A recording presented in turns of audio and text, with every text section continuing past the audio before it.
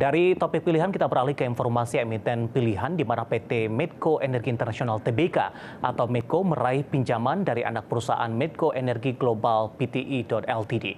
Pinjaman ini digunakan secara eksklusif oleh Medco untuk melakukan tender dan membayar kembali utang yang ada saat ini. Dalam keterbukaan informasi di Bursa Efek Indonesia, PT Medco Energi Internasional Tbk melakukan pinjaman senilai 480,18 juta dolar Amerika kepada anak perusahaan Medco Energi Global Pte Ltd.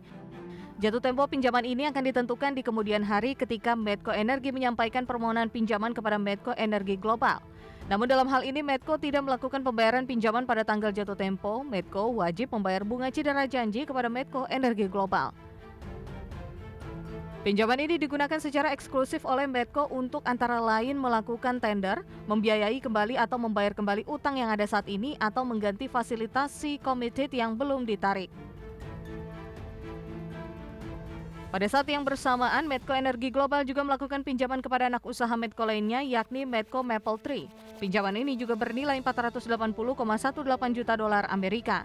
Manajemen menjelaskan dana yang diberikan berdasarkan perjanjian pinjaman berasal dari hasil penerbitan surat utang senior yang diterbitkan oleh Medco Mapletree dengan nilai sebesar 500 juta dolar Amerika dengan tingkat bunga sebesar 8,96% yang akan jatuh tempo di 2029. Mengingat transaksi dilakukan dengan perusahaan terkendali dan sesama perusahaan terkendali, sehingga tidak terdapat pengaruh transaksi pinjaman ini terhadap kondisi keuangan Medco Energi. Berbagai sumber IDX Channel. Dan pemirsa, di sepanjang perdagangan hari ini, Medco tepatnya memasuki perdagangan di sesi kedua secara teknikal. Ini mengalami koreksi dan mengalami pelemahan dan ikut menjadi pemberat indeks harga saham gabungan sehingga mengurangi porsi dari persentase penguatan yang terjadi untuk IHSG. Di mana dibuka di sesi pertama pada pagi tadi, Medco dibuka di level 1240. Posisi ini mengalami penguatan yang cukup signifikan jika dibandingkan dengan posisi penutupan perdagangan hari sebelumnya di 1205.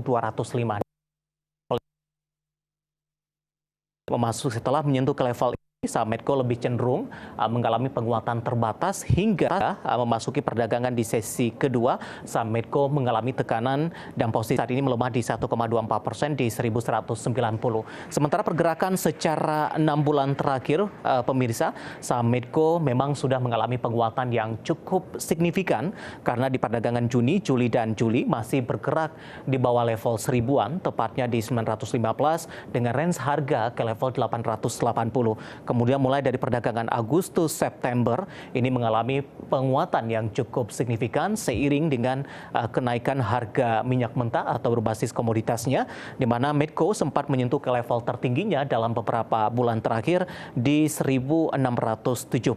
Namun Oktober dan November saham Medco lebih cenderung penguatannya lebih ke arah terbatas karena juga kemarin juga ada sentimen yang kurang baik di mana kinerja Medco di kuartal ketiga di 2023 juga tidak begitu bagus. Sementara dari sisi valuasi untuk saham Medco masih cukup menarik diperhatikan, masih di bawah 10 kali, terutama dari sisi indikator price to earning ratio-nya, kemudian PSR-nya ada di kisaran di 0,88 kali, PBV-nya ada di kisaran 1,10 kali, sementara VCFR-nya ada di kisaran di 2,67 kali. Ya, kombinasi secara fundamental, teknikal, dan juga dari sisi valuasi, dan semoga bisa menjadi salah satu referensi untuk Anda. Kita akan jeda kembali dan tetap di tempat Anda karena setelah ini kita akan review bagaimana pergerakan indeks harga saham gabungan di tengah penguatan signifikan di sepanjang perdagangan hari ini. Kami akan segera kembali sesaat lagi.